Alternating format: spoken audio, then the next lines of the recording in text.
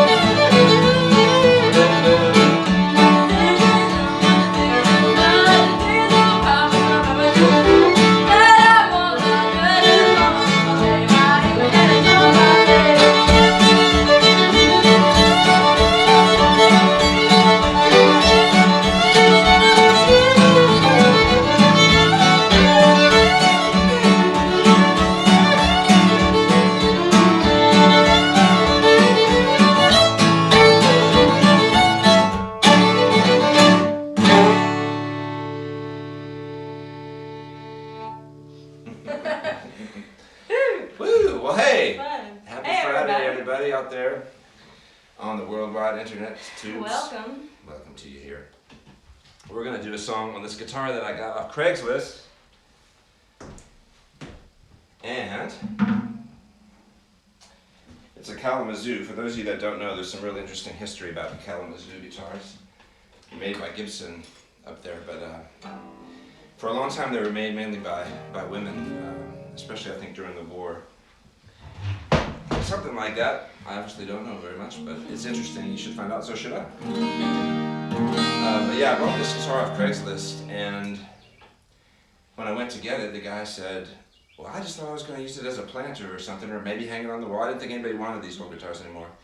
And he said, well, then I went on eBay, and I found out they were selling for, you know, however many hundreds of dollars. So then I decided to sell it. So I started playing it, and he told me his grandfather bought it new in the 30s. And when I played a few notes on it, he started getting teary-eyed, and he said, I never thought I'd hear her sing again. And it was such a touching moment, the way he referred to this guitar as her, and I'd never hear her sing. Really, really moved me. And it's interesting, you know, I feel like some instruments are female and some are male. This one canister that we're going to whip out later, I think of as like a little male puppy, almost, yeah. You know what I mean? Yeah. He's like a little, he's very homemade. But, Jasper. Yeah, he's like Jasper the dog. Yeah. So this is one that I wrote with Leslie Satcher and Mary Gauthier at the workshop here in Lafayette, the solo workshop. And I was really happy to write with them, beautiful artists and great writers. And it's just, it's a lonesome A-S country song. We spell it out so that nobody gets offended. Bad words here. It's called When Someone You Know Becomes Someone You Knew.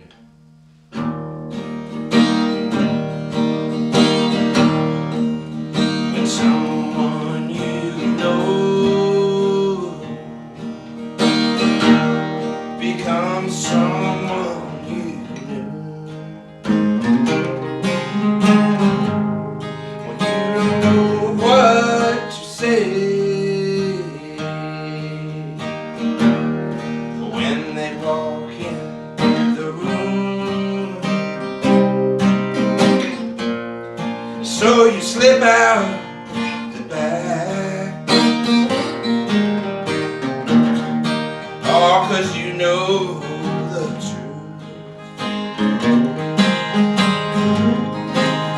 When someone you know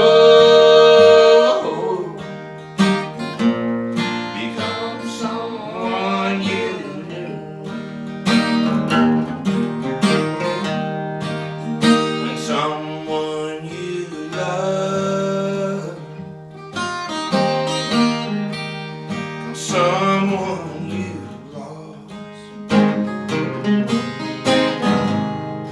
And the bridge that is burning, that's the one you must cross. Don't stop to remember when that old love was new. When someone you know becomes someone you knew.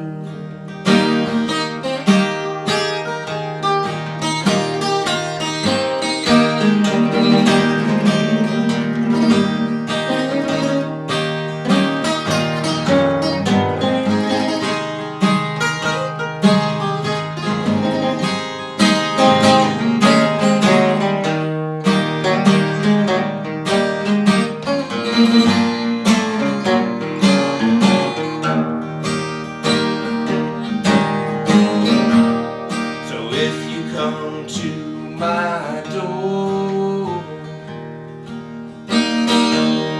well, I won't let you in. There's no point talking about what might have been. Well, I'll just turn up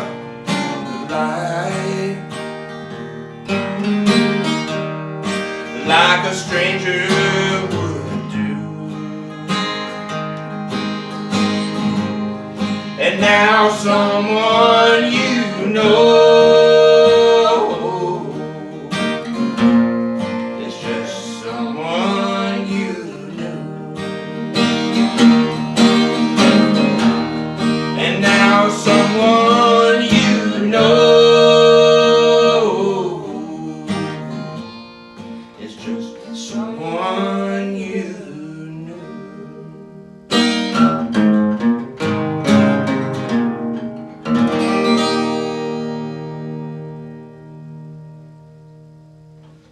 Yeah. I like it. I like it. Thanks, Leslie and Mary, for writing that with me. It was very much fun. Beautiful song. That's a sad one. Yeah. People seem to like the sad ones. Actually, when we were writing that, we were writing some other songs. We were writing a very topical, current kind of a song about the things that we could all agree on that weren't great in the country right now, like the idea of soldiers being homeless and the suicide rate amongst that community and the opioid crisis, and you know, all these things that no matter what your viewpoint is, there's some things we need to work on in this country. And I think, well, right now we're all facing that together in this crisis. It's bringing people together. So we were writing a very kind of a topical, current song, and we were writing a beautiful, a very affirmative, gorgeous love song, really, really positive. And in the middle of that song that I just played, that we just did, kind of shot itself in there and just got written real quick and then went back out. It's like, you just can't resist those songs sometimes. They come in.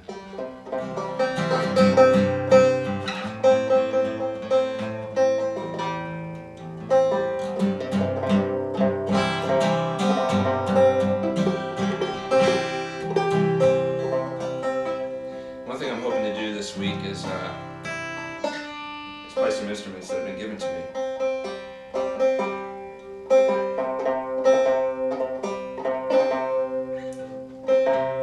So many instruments have a history, and some of it you know, some of it you don't. But it's nice to honor the history that you do know. And this one was given to me by Nikki Lee, and it's an incredible little wonder rim with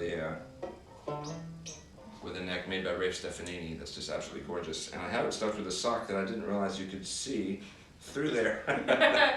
That's like a nice Christmassy sock. If you can see it, it's a nice, pink. it's a pretty pink. Fluffy.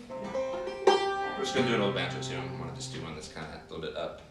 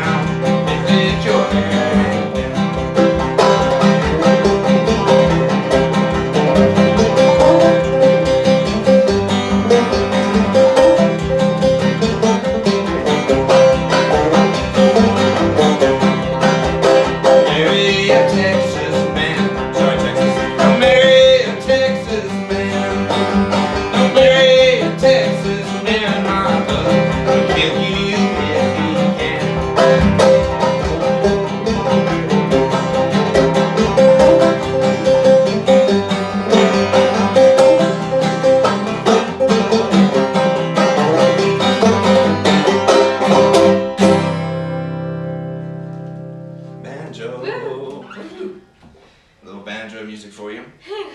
While I put this banjo down, Amelia's going to tell you about the next song.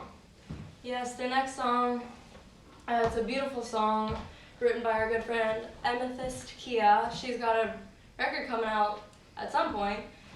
She came into the studio a while back, and was it this song or the Ballad of Loss?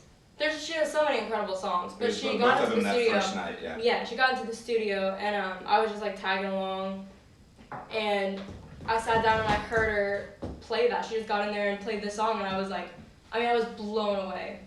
Moved me to tears, and it's one of my favorite songs of all time. It's called The Worst. We'll do it for you now. Another heartbreak ballad. And hopefully this accordion won't blow everybody out, even though that's kind of what it's designed to do. Also, apparently, I can maybe look at the feed, and if there are questions or comments, and I can respond. Maybe. Cool. I think. I don't actually know. That was perhaps. Anyway, maybe if we get there, maybe I'll be able to respond to something. Oops, audio. No, that's We're called professionals in this business. All right. The worst. Yeah.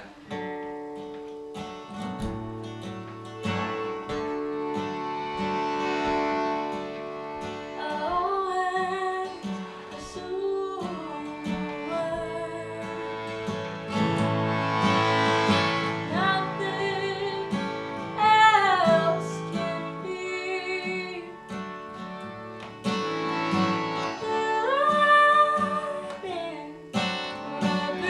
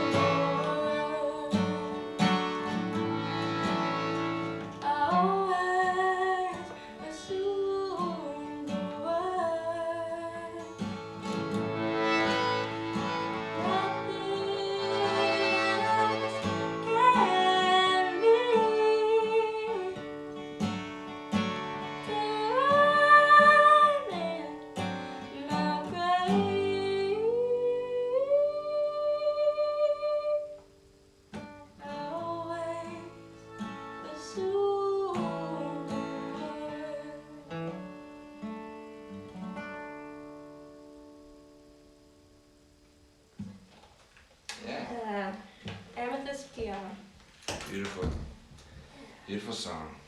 Amethyst, I know she's doing some concerts, some online stuff. Yeah, check her out. Definitely It's check her out. incredible.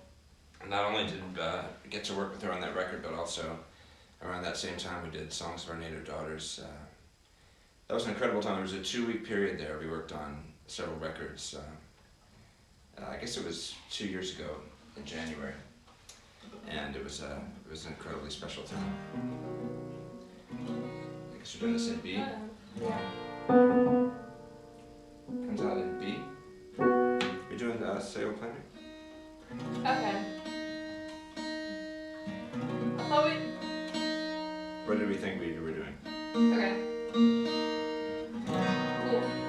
I was thinking. Okay. I don't know. We don't know. We're We don't know.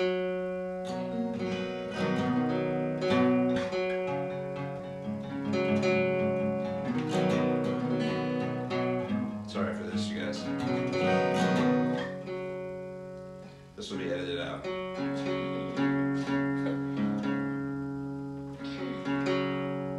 Actually, a bunch of the instruments we're going to play are a little bit temperamental that way, Yeah.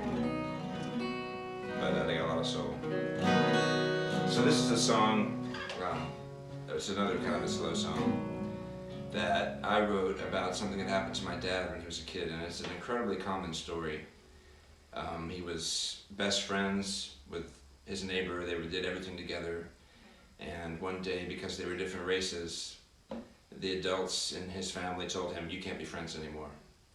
And this is the most tragic thing, and it's so woven into the fabric of American life, this kind of root racism and prejudice, and it infects everything all day for everybody. It really does. And I just hope to do something to at least illuminate the truth of that, and hopefully alleviate to some degree the suffering that stems from that, because it's constant. And not only race, but other things. I had somebody come up to me and tell me how,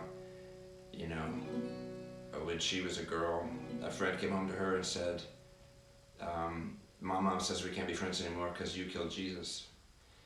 So certainly it spreads to religion too, and there's so many different ways that prejudice exists. And then we tell these little kids, these are our children, they're living in love, and they believe us when we tell them, love your neighbor as yourself. And we teach them these intrinsic lessons, and they feel it from us because we love them, and they believe in love, and they believe in the sharing of love. And then all of a sudden we pull the rug out from under them one day, go, "Oh, but not them though. They're exempt." I can't get behind it. It troubles me. So anyway, that happened to my dad, and this is a song basically about now looking back on that moment.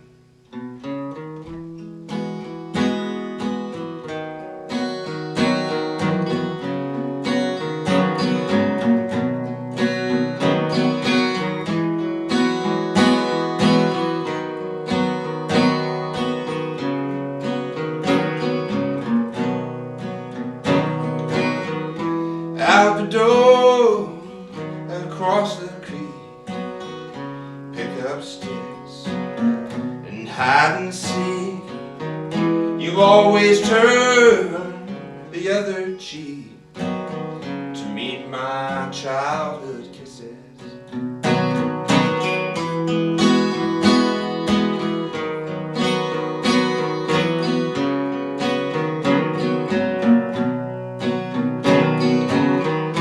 Down the road and up the hill, tossing pebbles at your windowsill. I never heard the whippoorwill until I watched you listen. Where are you now? Grandchildren on your knee. They know how they would not let us be. Or do you just tell them, stay away from boys like me?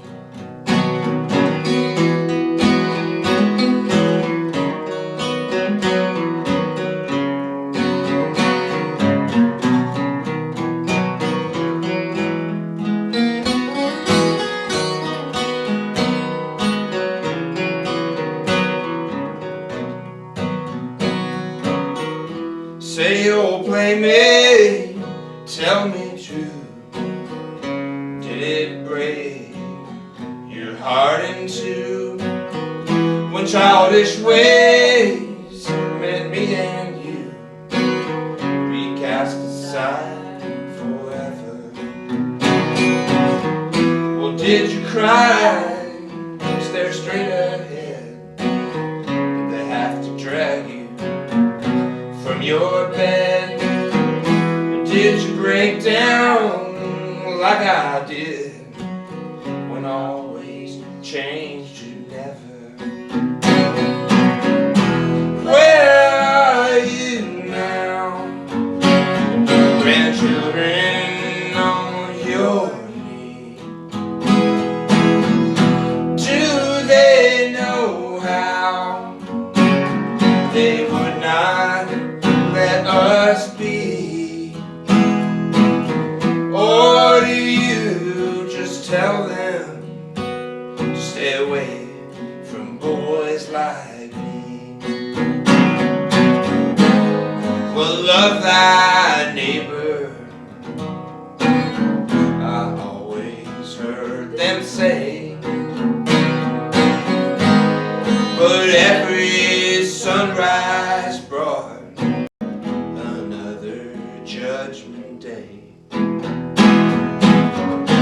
I still walk past your door on my way home from school,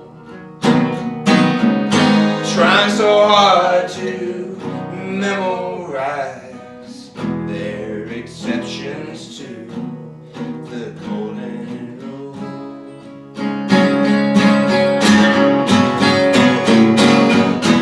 Where are you now? Grandchildren on your knee. Do they know how they would not let us be? Or do you just tell them to stay away from boys like me, so they won't get hurt and they won't feel that fall? Or do you tell them that love conquers all?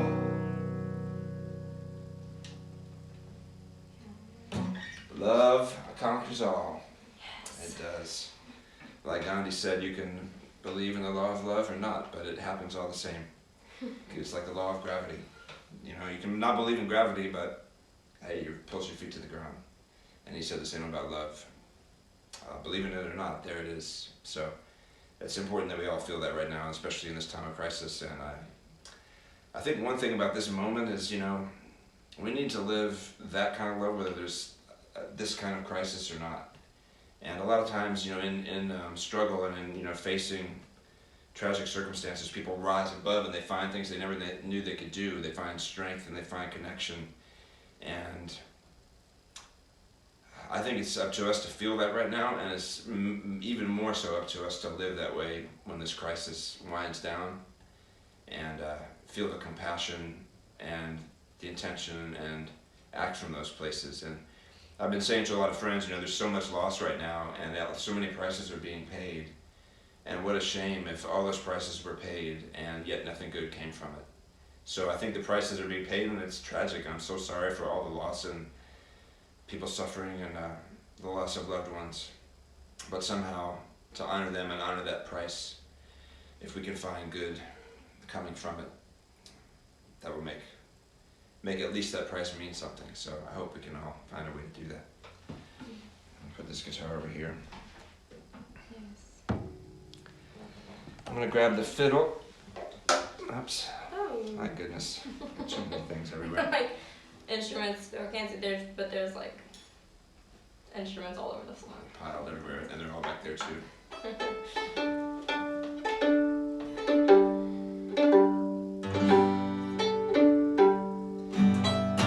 So I'm so lucky to have this home. I'm incredibly lucky.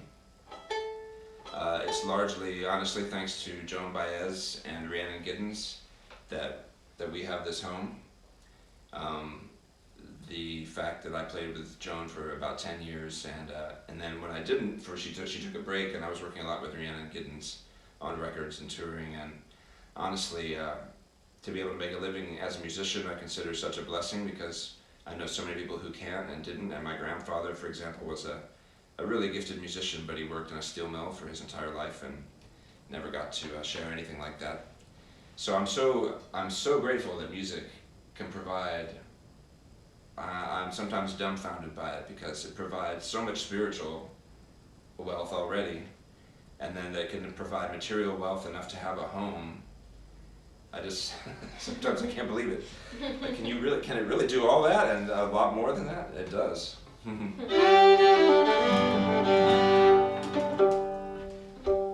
So the first tune here I made up, it's called Home on Oak Ridge, which is about our home here on Oak Ridge Street. Yeah. Like Oak Ridge Boys, except the street. And it's funny because a ridge in this part of Louisiana is not that high. Like if you're up in the Blue Ridge, you're thinking about a ridge. It's like, I don't know. Well, the highest ridge up there is 6,000 feet or something. Our highest ridge is like the Atchafalaya Basin. Yeah, that's it. Our ridge is like, it's maybe 10 feet above sea level. But this is actually an oak ridge. I mean, it actually is. Because I was saying that to my neighbors down the ridge, which is like 3 feet below here, right over there. And I said, is it really a ridge? And they're like, well, hey, if it floods, you don't flood over there, we do. So, hey, be thankful that you got that ridge. I'm like, well, I'm very thankful. And then the second tune, you also wrote. Yeah, the second tune I made up when Amelia took her first trip by herself with a guitar to fly up to meet me at Merlefest. I guess that was like a year, it was less than a year ago. It was last year, April. Yeah. And it was the first time she kind of grabbed a guitar, got on a plane, flew, and we did that. So I wanted to make up a tune for that, so that we could play it up there. And I made up this tune, and I was trying to get people to come up with a name for it, and we still don't have a name for it. Yeah. So if we can figure out the comments thing, we should, I don't know, when we're like halfway done, we should try to look at that and see like if people are saying stuff. Yeah, we can try. I'll try while you talk about something. Okay, awesome. if anyone has an idea for the name of the second tune, let us know. Yeah. Okay, so Home on Oak Ridge and Unnamed, number 427.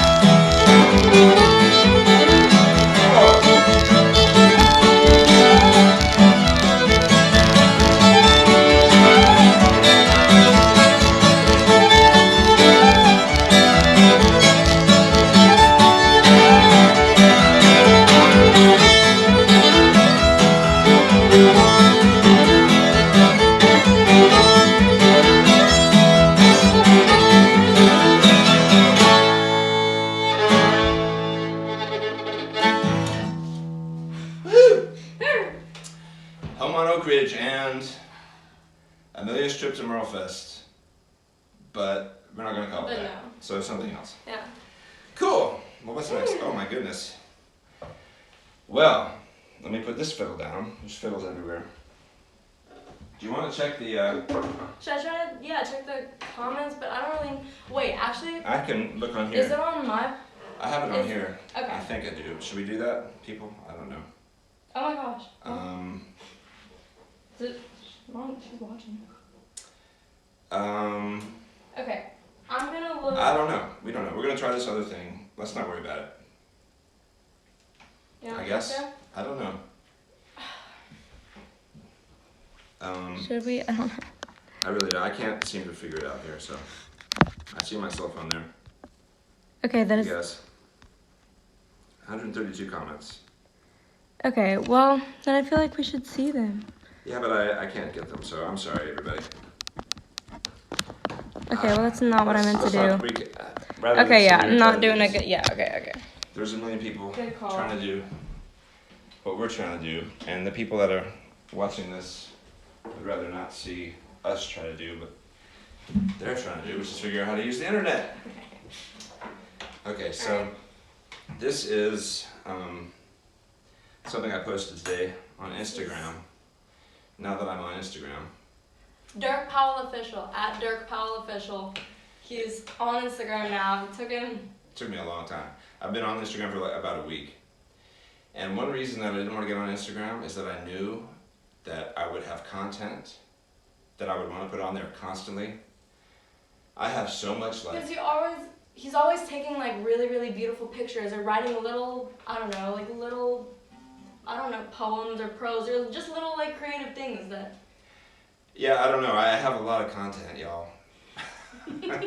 So if you don't want a barrage, you should probably not follow me on Instagram. Or if you love awesome content, then you should go to at Dirk Powell official on Instagram. Okay.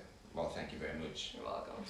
So this, I did post on Instagram today. This is canister. Okay. This is a trash can. He's a member of the family. Yeah, we love He's it. like how old is Canister? It's like 2, 3? It's like 3 years, I guess. Maybe a little older now, actually. More like 4 now. Yeah, it's around 4, 3 or 4. Okay. But yeah, we went to Lowe's one night, and we had this plan, which was just like, yeah. Keep talking about Okay. We had this plan that was like, it said, okay, you pick out 3 things, and I'll pick out 3 things, and we'll meet at the counter. We don't know what we have, but we're gonna make something out of whatever that is. Like, we're gonna get creative. We're not gonna like go home and watch TV or something. We're gonna like make something happen. This is gonna be cool. We're gonna build something, God knows what. And we were gonna do that, but then I saw this trash can. I was like, that should be an instrument, because it's kind of this, it had a tone. It has a little bit less of a tone now than it did then, actually, because I've cut into it. We were gonna make a banjo, right? Was that the original plan? Yeah, and this That was the idea. And this sort of is something like, I don't know, but we didn't know what we were gonna do. But this is what we came up with, and it's canister. And so this is funny because I was trying to find the piece of copper. This is copper pipe, and I couldn't find the original piece that we had. So, but then I found the piece that I bought. So I cut another piece before this, and it's a 1/2 by 12 repair coupling. So if you want to know the copper tubing that it is. But we're just going to give it a try here.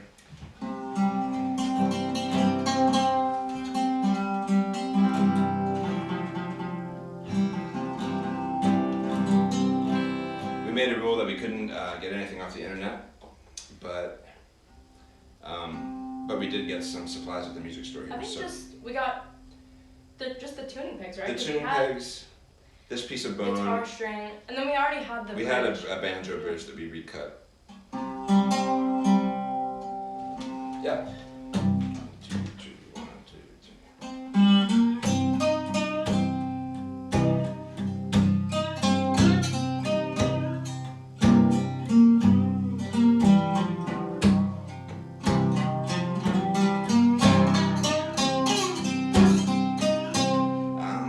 I'm drifting.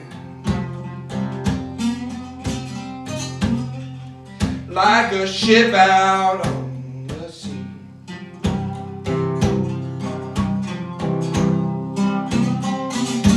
I'm drifting, I'm drifting, like a ship out on the sea.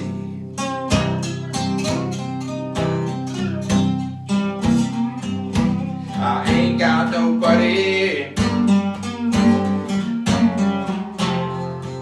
in this world to care for me. Late yesterday evening, when everything was still,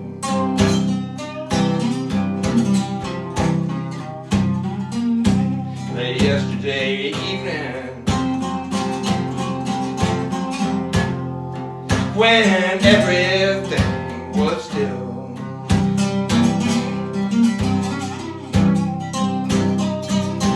me and my baby, we was doing the master's will.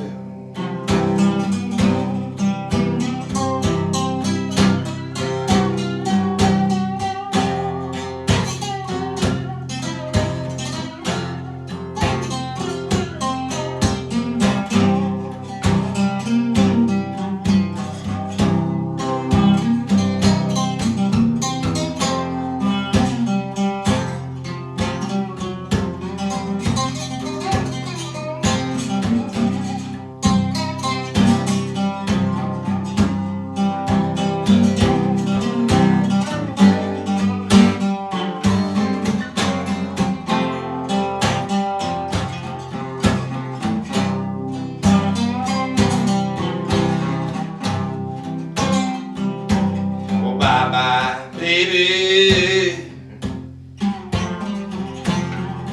Baby, bye-bye, bye-bye.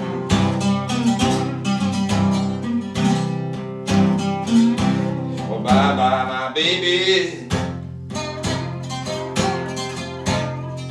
Baby, bye-bye, bye-bye.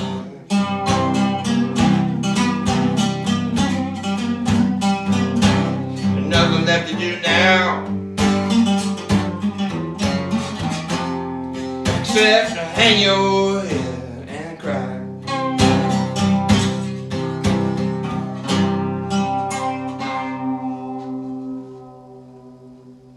All right. That's Canister. That's Canister. Hey, you know, gotta do what you gotta do, and never. Canister is not gonna likely travel anywhere anytime soon. So glad we could share a little bit of that with I've you. never gotten to perform Canister. No, I don't think Canister's. he's never seen the He's stage. not had a lot of That exposure. was Canister's debut. That His really world was. debut. That was his world debut. Wow. Yeah. All right. So now we're gonna bust out this Point Noir accordion, and which was made by my good friend Dick Richard. He passed away many, many years ago. But when Amelia's grandfather Dewey Balfa was ill and he had cancer and he was in the hospital, and it was a really, really tough time. It was a very transitional moment, and watching him let go of music was one of the heaviest things I've ever experienced in my life. It was like a physical separation, watching him cry, listening to his last concert, and knowing that he was never going to play again. I learned a lot about the power of music in some of those experiences. But one day when I was at the hospital with Amelia's mom, Christine, we met Dick Richard, who's an incredible fiddler. If you've ever heard the New York concerts, you've heard the Balfa brothers, you've heard Dick Richard playing second fiddle. And there, you know, his fiddling was absolutely amazing, of an era that kind of spanned the more traditional stuff through the influence of country and kind of that kind of stuff, and just all that old super Cajun soul, but into the era that was getting those other influences. Unbelievable. But he made this accordion, and I ran into him there when Dewey was sick and we were visiting him. And you know, I ordered this accordion there in the hospital from Dick, and it was just a moment, because it was a moment when, you know, the music was going to live on. It was in a very affirmative, like, we're going to do this, we're going to keep this going. So this is a song that we played with Bois Sec Ardoin a lot, any Arduins that you can check out, you should. Boisek, Chris, Sean. There's a lot of them. Dexter, Morris, Lawrence. A lot of great Gus. A lot of great musical Arduins out there. So, You get some of that fiddle, Robin? you want some fiddle rosin for your I to would. make hold your pick? I'm losing my pick. This is a trick, you guys. If you play with a fiddler, get a little rosin dust, Yeah. and then because when you play with the fiddler, you probably have to play hard, so your hands sweat, and then your pick gets You can't floppy. rock as hard. Yeah, and that's who else that? So, all right, here we go. Coffee.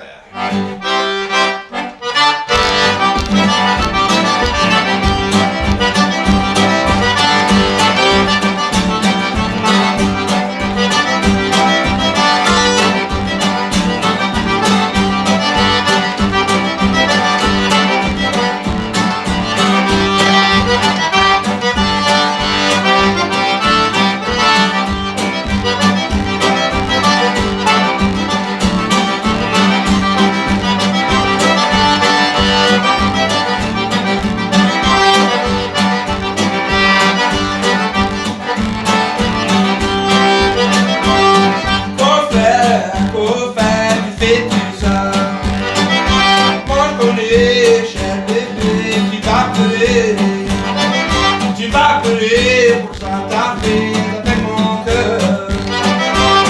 Faut faire, tu fais tout ça.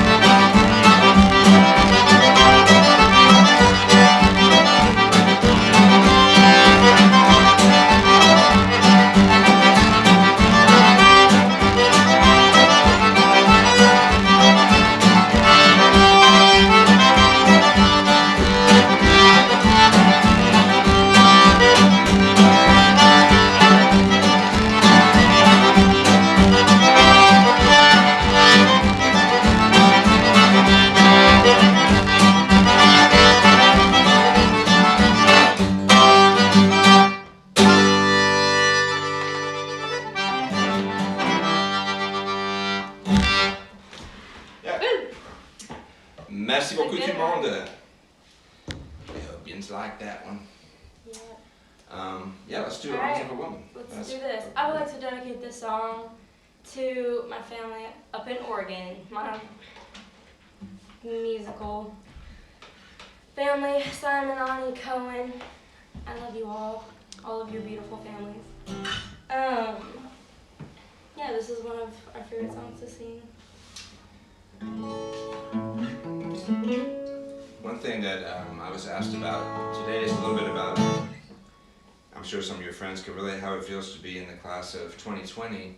Yeah. With things that people take for granted, like graduating from high school and having your last prom and having, a chance to celebrate the 12 years that you've been, going through like education, and it's, it's a commencement. The idea of a commencement is you're beginning the next phase. Yeah. And I kind of wanted to ask you how that feels. It's something to think about as this, the class of 2020 is not getting a chance to do some of the things. I know, it's really sad, especially, I go to a really small school. We have 20 in our class, and most of us all moved there together in 6th grade. We were 11, and we've been through this whole thing, and yeah, it was crazy. The last day of the quarter, they said, this is your last day for 2 weeks. You have an hour to get all your stuff. everyone will be back, or we thought it was gonna be 2 weeks. Then they said, all right, see y'all in a month, and we're like, that's crazy. And now, yeah, we're not going back, which is it's sad. And hopefully, if everyone stays inside and does some social distancing, and we can get this thing under control. I'm hoping. I mean, yeah, graduation's canceled. I'm hoping we'll have this summer. Yeah. All of us can have this summer together. But whether we have that or not, I think that it's really sad. But there's so much suffering going on right now. So much. And I'm really disappointed that I'm not going to have senior prom or graduation with all my best friends. But it's, I don't know. It helps me to focus on what I have in this moment. I would have spent these last few months with my friends. I'm about to move out, and I wouldn't have had all this time with my family. Right. And our family's healthy, and we have our, and there's people who aren't, and I don't know, but I just think everyone has something to be grateful for right now, even with the immense amount of suffering going on. And I think it's just important to focus on what you do have and to be thankful for that. And rather than, feeling sorry for myself, I'm just trying to think about those who are suffering worse and pray for them and think of them and be thankful for what I have. So, Well, that's a beautiful, positive way to look at it. That's, yeah. yeah, people are going through so much, but it doesn't mean you discount the losses that you face too. No, it's really, really sad. It is. There's no denying that. But, yeah. Well, is this a good time for you to sing that song? Yeah, After alright. your dad sabotaged you? I start crying. Alright.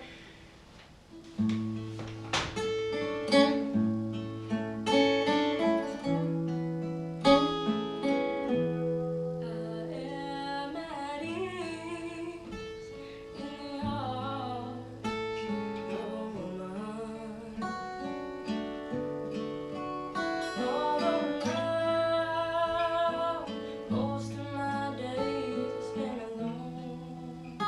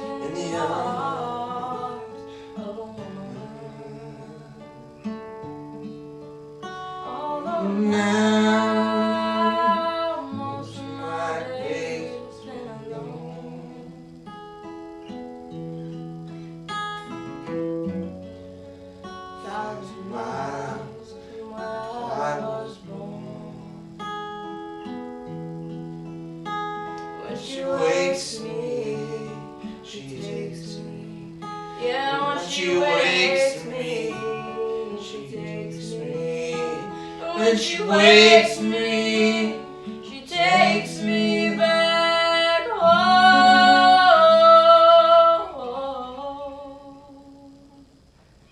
When she wakes me, she takes me back home.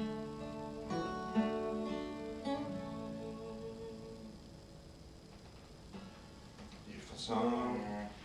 Gorgeous. Amos Lee. Yeah. Ah, Jinx. Jinx. Yeah, okay, this guitar is going over here. Cool. And We're gonna do Waterbound. yeah. We hope y'all will stick with us here. We're not quite sure how long, but we're gonna go until we're done with our little set list, I think. Yeah.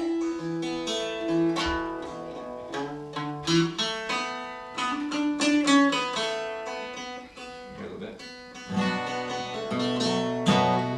This banjo is another very handmade instrument that my cousin Alfred Sorensen made for me up in Virginia.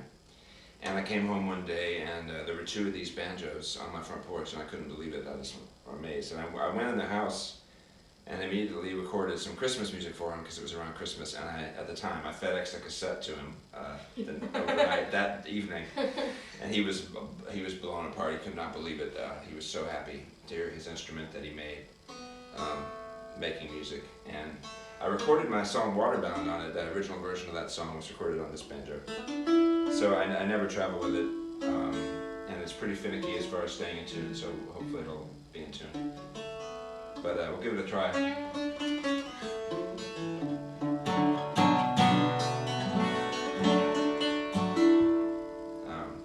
Yeah, and I was saying on Instagram too, he was very proud of this wood because it came from a church. It's old hickory from a church that was torn down in his part of Virginia, Scott County in the mountains. But this is paneling, like trailer paneling. So it's got it all. It's the yin and the yang of potential wood usages. Okay, here we try it.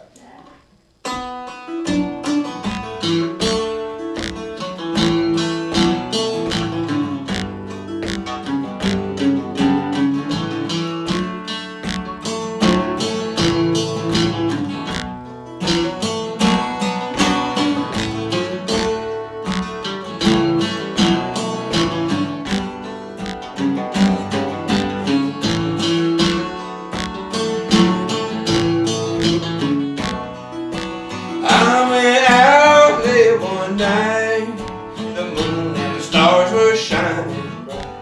I carried my home to the field below. I'm waterbound, nowhere to go. Waterbound on a stranger's shore. The river rising to my door. I carried my home to the field below. I'm waterbound, nowhere to go.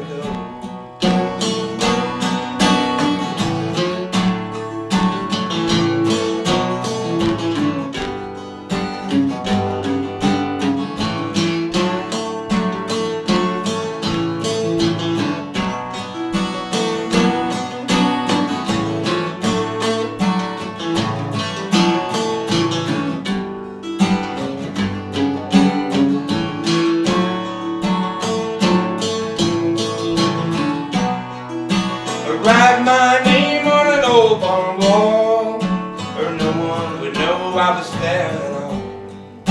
The stable's dry on a winter's night. If you turn your head, you can see the light. A black cat crawling on an old box car, a rusty door and a falling star. Ain't got a dime in my nation's sad. I'm waterbound and I can't get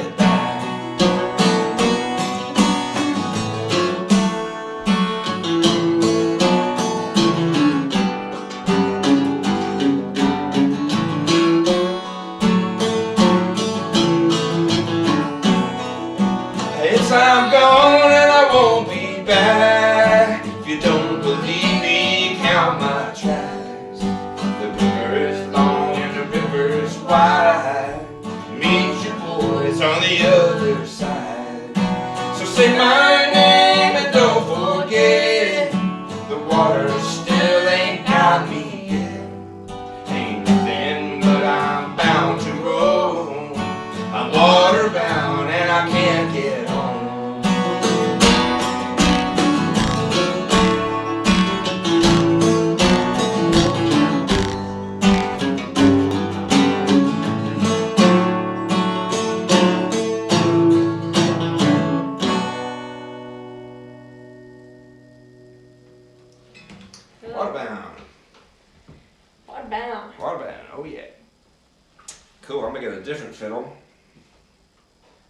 Let's do a beautiful love song.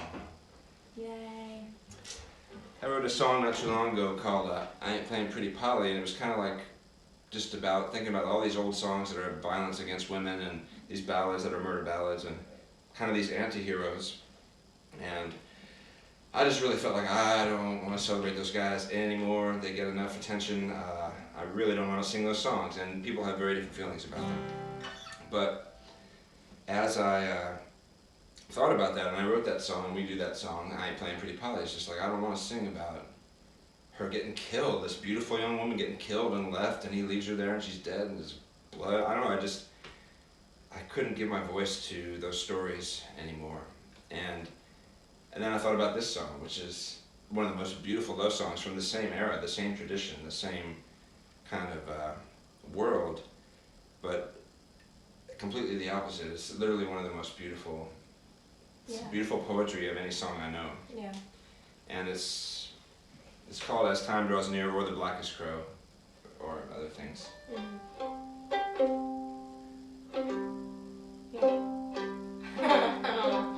But yeah. Cool. Let's do it. A little faster, probably. Yeah. Like.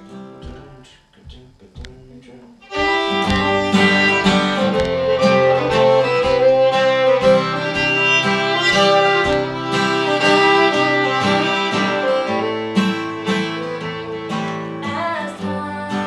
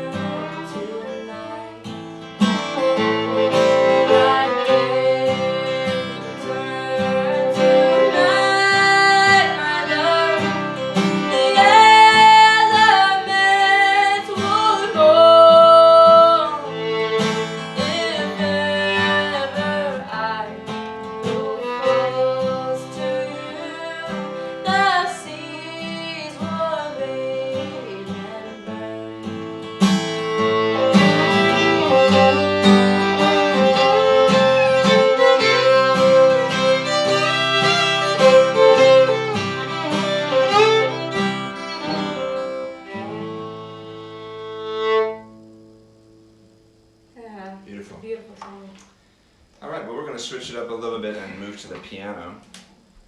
We got I got a brand new song that I wrote. Hello. I don't know what you're looking at when I'm standing there like that, actually, to be frank.